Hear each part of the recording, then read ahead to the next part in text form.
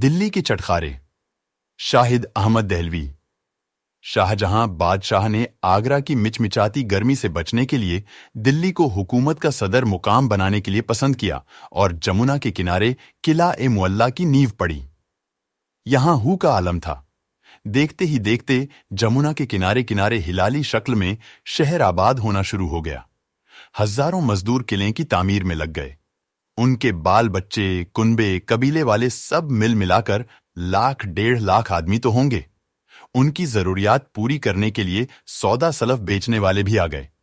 घास फूस की झोपड़ियां और कच्चे मकानों की आबादी में खासी चहल पहल रहने लगी। लाल किले के पहलू में दरियागंज के रुखे मुतवस्सिलीन शाही और अमीर उमरा के महलात, ड्योढ़ियां और हवेलियां बननी शुरू हो गई। उधर किले के सामने पहाड़ी पर जामा मस्जिद उभरनी शुरू हुई। शहर के बाजारों के नक्शे बने। जहां अब परेड का मैदान है, यहां उर्दू बाजार, कहानम का बाजार और खास बाजार था। चांदनी चौक यही था और किले के चौक पर खत्म होता था। जाबजा नहरों और बागों से शहर को सजाया गया था। जब किले की तामीर मुकम्मल हुई और बादशाह ने इसमें नुज़ूल-ए इजलाल फरमाया, तो शाहजहांबाद सज सजाकर दुल्हन बना। पहला दरबार हुआ तो बादशाह ने खजाने का मुंह खोल दिया। मुगल शहंशाहों की बेइंतहा दौलत पानी की तरह बहने लगी और रियाया फारिगुलबाल और मालामाल हो गई। बादशाह के हुक्म के मुताबिक बाजारों में दुनिया जमाने की चीजें मौजूद। इसके अलावा फरमान हुआ कि रोजमर्रा सौदा गली गली और कूचे कूचे फेरी वाले आवाज लगाकर बेचें। चुनाचे दिल्ली में यही दस्तूर चला आता था कि घर बैठे 1 पैसे से लेकर 1000 रुपये की चीज फेरी वालों से बाजार के भाव खरीद लो। असल में पर्दा नशीन खवातीन की आसाइश बादशाह को मंजूर थी कि जिसका जी चाहे अपनी ड्योढ़ी पर जरूरत की चीज ले ले। दिल्ली की औरतें बेटी का पूरा जहेज घर बैठे खरीद कर जमा कर लिया करती थीं। घर से कदम निकालना बुरा समझा जाता था। जिस घर में उनका डोला आता था, उस घर से उनकी खाट ही निकलती थी। कंजड़े, कसाई, कमेरे, ठटेरे, कलाईगर, बरई, खडबुने, बज्जाज, मनीहार, फसल का मेवा और रुत का फल बेचने वाले, हद ये कि फूल वाले तक बड़ी दिलकश आवाज लगाते थे और गली गली सौदा बेचते फिरते थे। उनकी आवाजें फिर कभी आपको सुनाएंगे। इस वक्त तो सिर्फ एक आवाज सुन लीजिए। रेशम के जाल में हिलाया है, नुक्तियां बना, कुदरत का ऊदा बना, जलेबा खा लो। एक तो बोल दिलकश, उस पर तरन्नुम गजब। जी अदब दाकर यही चाहता है कि सौदे वाला खाली न जाने पाए। गंडे दमड़ी की औकात ही क्या। झट आवाज दी, ए भाई जलेबे वाले, यहां आना। अच्छा बुआ, कहकर वो ड्योढ़ी पर आ गया। हां बुआ, क्या हुक्म है। ए भाई हुक्म अल्लाह का, धेले का जलेबा दे जाओ। फेरी वाला धेले के ढेर सारे शहतूत दे गया। अच्छे जमाने, सस्ते समय पैसे में 4 सौदे आते थे। दिल्ली के दिल वाले सदा के चटोरे हैं। शायद इस जबान के चटखारे के जिम्मेदार यही छटपटे फेरी वाले हैं जिनकी सुरीली आवाजें दिल को खींचती हैं। शायद ही कोई सौदे वाला हो जो किसी शूम के घर से खाली जाता हो। धेली पावला हर गली से मिल जाता है। बाहर वाले दिल्ली वालों के ये तौर तरीके देखते तो उनकी आंखें फटतीं। शाही 1857 के साथ खत्म हुई, मगर दिल्ली वालों की जबान का छटखारा और शाह खर्चियां फिर भी न गईं। जबान के छटखारे का जिक्र आया है तो इस शहर वालों के एक इसी पहलू को ले लीजिए। दिल्ली वालों को अच्छा खाना और तरह तरह के खानों का शौक था। ये शौक उन्हें विरसे में मिला था। अगले दिल्ली वालों में शायद ही कोई ऐसा हो जो बादशाह से बिलवास्ता या बिला वास्ता वाबस्ता ना हो। बादशाह की दौलत में से हिस्सा रसद सबको पहुंचता था। महंगाई नाम को न थी। रुपए पैसे की तरफ से फरागत बेफिक्री से कमाते थे और बेफिक्री से उड़ाते थे, और बातों की तरह खाने पीने में भी किले वालों की तकलीद की जाती थी। हर किस्म के खाने रिकाबदार और बावर्चियों से तैयार कराए जाते थे। हफ्त हजारी से लेकर टके की औकात वाले तक हर एक को खुद भी अपने हाथ का कमाल दिखाने का शौक था। आखिरी बादशाह बहादुर शाह जफर ने कई खाने ईजाद किए जिनमें से मिर्चों का दलिया आज भी दिल्ली वालों के घरों में पकाया जाता है। गरीबों में अब भी किसी किसी के यहां ताहरी ऐसी पकती है कि बिरयानी उसके आगे हेंच है। कभी उनके यहां मूंग पुलाव या यखनी पुलाव खाने का इत्तेफाक हो तो उंगलियां ही छाटते रह जाइए। माश की दाल ऐसी मजेदार कि कोई और लगावन उससे लगा नहीं खाते। घरों के अलावा बाज बाजार के दुकानदारों ने किसी एक चीज में ऐसा नाम पाया कि आज तक उनकी मिसाल दी जाती है। मसलन घंटे वाला हलवाई, चिड्डिया वाला कबाबी, सरकी वालों का खीर वाला, पाए वालों के चचा कबाबी, काबिल अत्तार के कूचे का हलवा सोहन वाला, शाहगंज का नवाब कुल्फी वाला, फिराश खाने का शाबू भटियारा, लाल कुएं का हाजी नानबाई और चांदनी चौक का गंजा निहारी वाला। ये वो नाम हैं जो दिल्ली में जबान जद आम थे, वरना शायद ही कोई मोहल्ला ऐसा हो जिसमें इन सब सौदे बेचने वालों की दुकानें न हों। मशहूर दुकानदारों के यहां सौदा सलफ साफ सुथरा, नफीस और जायकादार होता है। पुष्ट हा पुष्ट से उनके यहां यही काम होता चला आता है। उनके खानदानी नुस्खे उनके सीनों में महफूज रहते हैं और कहा जाता है कि हर कारोबार की तरह उनके भी चंद भेद होते हैं। अवाम के इस नजरिए ने इतनी शिद्दत इख्तियार की कि तरह तरह की रिवायतें और अफवाहें शहर में फैल गई थीं। चचा कबाबी गोले के कबाब ऐसे बनाते थे कि सारा शहर उन पर टूटा पड़ता था। पाए वालों के रुख जामा मस्जिद की सीढ़ियों के पहलू में उनका ठियां था। चचा के दादा के कबाब बादशाह के दस्तरख्वान पर जाया करते थे। शहर में मशहूर था कि चचा के दादा जैसे कबाब न तो किसी बनाए और न आइंदा बनाएगा। उनमें कुछ ऐसा सलोनपन पाया जाता था कि खाने वाला होंठ चाटता रह जाता था। हमने अक्सर बड़े बूढ़ों से पूछा कि आखिर इन कबाबों में और उन कबाबों में फर्क क्या है। वो कहते, मियां बस चुपके हो जाओ, कुछ कहने का मुकाम नहीं है। आखिर कुछ तो बताए। मियां समझे भी ये सलोनपन काहे का होता था? नमक का होता होगा। अमा आदमी का गोश्त खिलाता था आदमी का। आदमी का गोश्त? और नहीं तो क्या, जब वो पकड़ ढहा गया और उसके घर की तलाशी हुई है तो सैकड़ों खोपड़ियां तहखाने में निकली। आपने खुद देखा था? खुद तो नहीं देखा, अलबत्ता कान गुनहगार हैं। रोजाना आदमी गायब होते रहें और कोई उन्हें तलाश न करे, क्या पता चल सकता है? आदमियों से दुनिया भरी पड़ी है, मगर खोपड़ियां आखिर तहखाने में क्यों भर रखी थीं? ओहो भाई, मुझे क्या मालूम। मगर अगर मगर कुछ नहीं, तुम्हारी तो आदत ही हुज्जत करने की है। नाराज होकर चले गए। लाहौल वला कुव्वत, भला ये भी कोई समझ में आने वाली बात है? अफवाहों की देवी बड्डी भयानक होती है, जो अपनी हजारों खामोश लटकी हुई जबानों से हवा में बिस घोलती रहती है। असल में अज्जा तरकीबी के सही और खास तनासुब की वजह से एक मखसूस जायका पैदा हो जाता है।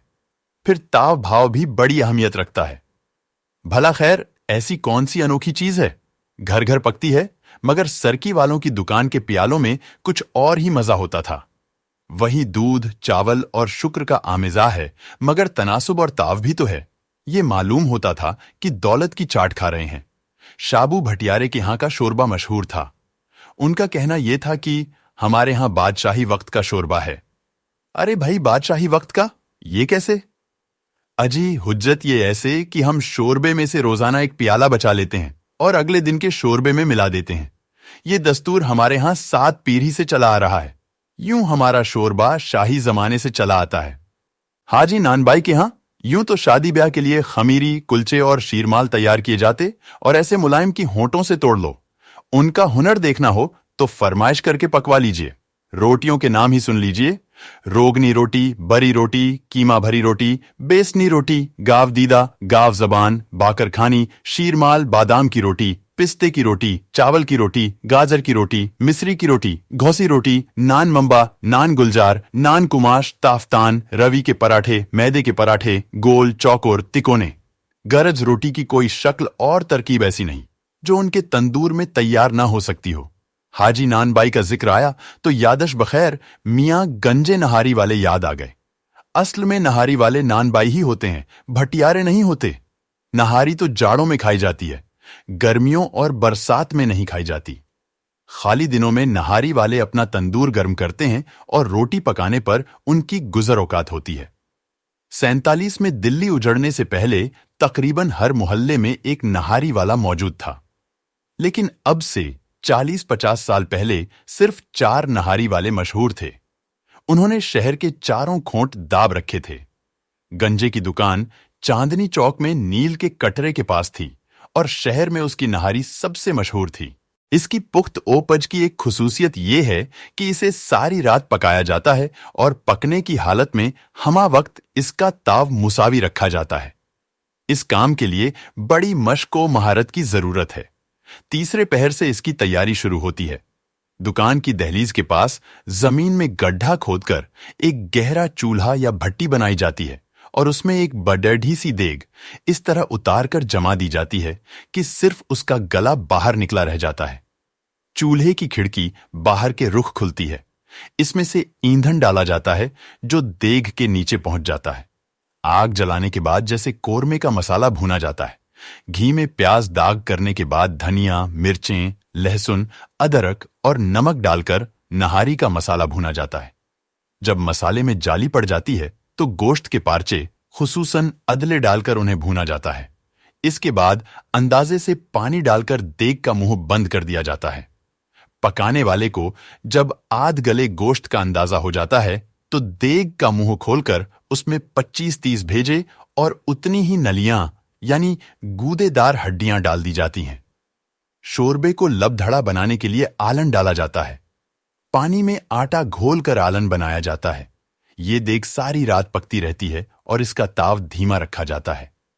12-14 घंटे पकने के बाद जब अलल सुबह देग पर से कोंडा हटाया जाता है तो दूर दूर तक उसकी इश्तिहा अंगेज खुशबू फैल जाती है। सबसे पहले देग में से भेजे और नलियां निकालकर अलग लगन में रख ली जाती हैं। फिर ग्राहकों का भुगतान शुरू होता है।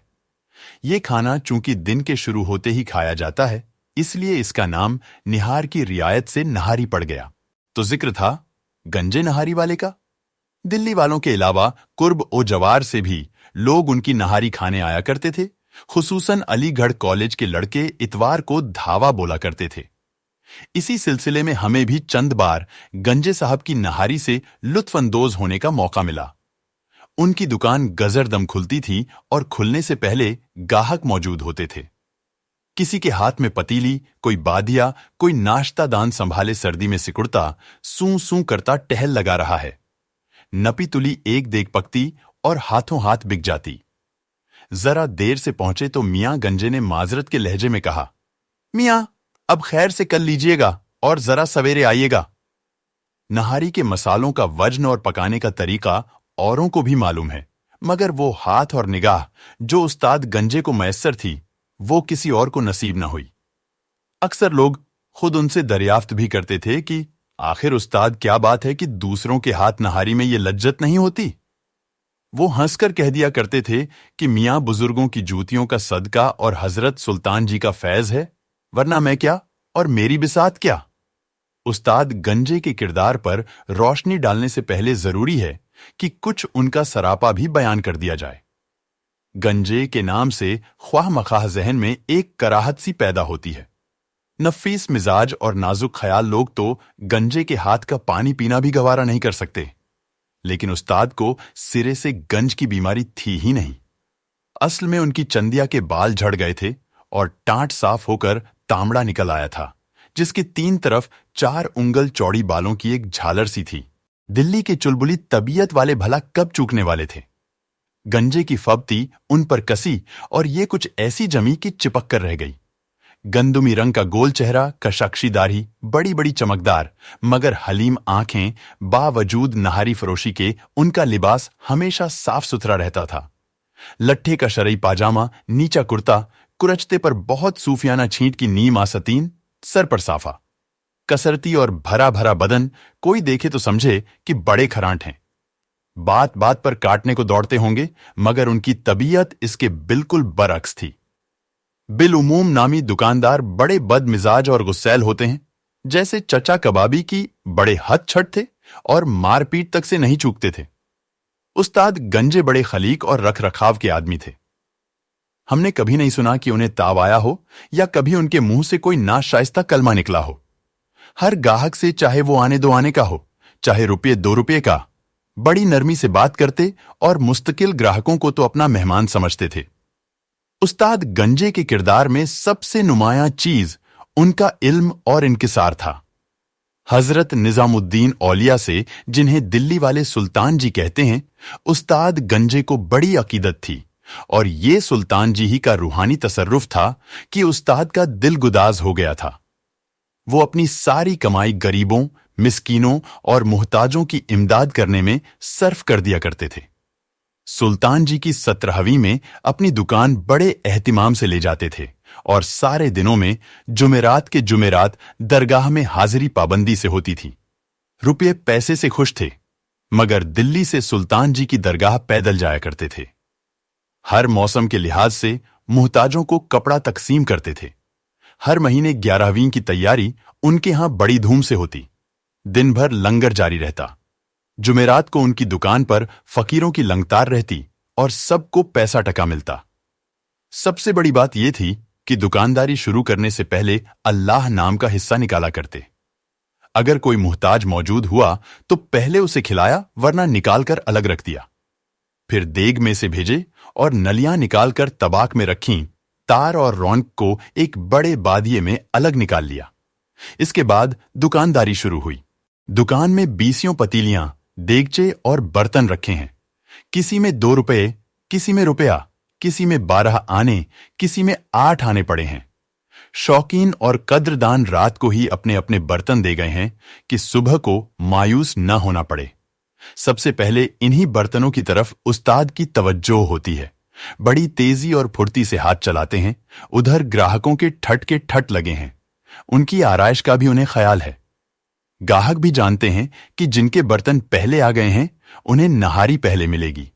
किसी बाहर वाले ने, जो यहां के कायदे करीने नहीं जानता, जल्दी मचाई तो उस्ताद ने रसान से कहा, अभी देता हूं, जो पहले आया है उसे अगर पहले न दूंगा तो शिकायत होगी।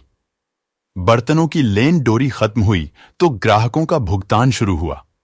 2 रुपये से 2 पैसे तक के खरीदार मौजूद और सबको हिस्सा रसद मिलता है। 3 घंटे में 150-200 ग्राहकों को नहारी दी और देग सखी के दिल की तरह साफ हो गई। अब जो कोई आता है तो बड़ी इनकिसारी से कहते हैं, मियां मुआफी चाहता हूं, मियां अब कल दूंगा, अल्लाह ने चाहा तो अल्लाह खैर रखे, कल खाएगा। सुभान अल्लाह, क्या अखलाक था और कैसी वजहदारी थी। आग और मिर्चों का काम और इस कदर ठंडे और मीठे। दूसरों को देखिए, गाली गलौज, धक्का मुक्की और लपाड़गी की नौबत रहती है। उस्ताद गंजे के यहां 2 किस्म के गाहक आते थे। एक वो जो खरीद कर ले जाते थे और दूसरे वो जो वहीं बैठकर खाते थे। वहीं बैठकर खाने वालों के लिए दुकान के ऊपर कमरे में नशिस्त का इंतजाम था। ये एक छोटा सा साफ सुथरा कमरा था जिसमें चटाइयां बिछी रहती थीं। इस कमरे में 1-1, 2-2 आदमी भी खाते थे और 10-10, 12-12 की टोलियां भी। उस्ताद से जितना जितना और जो जो सौदा कहा जाए उतना ही देते थे। अपनी तरफ से उसमें कमी बेशी नहीं करते थे। मुस्तकिल ग्राहकों का बहुत लिहाज करते थे। बड़े मिजाज शनास थे और उनकी याददाश्त भी गजब की थी। सूरत देखते ही कहते, फरमाइए हकीम साहब, क्या हुक्म है? हकीम साहब किबला तो खैरियत से हैं? हां डिप्टी साहब, इरशाद। बड़े डिप्टी साहब के दीदार तो रोजाना शाम को हो जाते हैं। हां मियां, आप फरमाइए, वकील साहब से मेरा सलाम अर्ज कीजिएगा। उस्ताद गंजे की नहारी दिल्ली के सब शुरफा के यहां जाती थी। उनकी 7 पुश्तें इसी दिल्ली में गुजरी थीं। सारा शहर उनको जानता था और ये भी दिल्ली की दाएं बने हुए थे।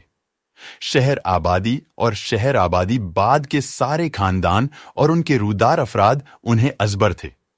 कभी मौज में होते तो मजे मजे की बातें भी कर लेते।